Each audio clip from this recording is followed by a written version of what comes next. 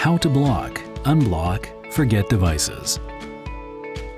Your network security app makes it easy to block, unblock, or forget an individual device on your Wi-Fi network. You may want to block a device you do not recognize, or if it's showing suspicious or malicious behavior, or you want to forget a device you no longer own. To block a device, tap on Devices, slide right on that device and tap Block. That device will now appear on the blocked list and will no longer have access to the internet through your Wi-Fi network.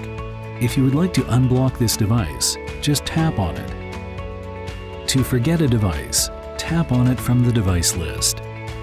This is the device's detail page. Then tap on Forget this device. Once forgotten, the device will be removed from the device list. If the device joins the network at a later date, you will be notified as if it were a new device.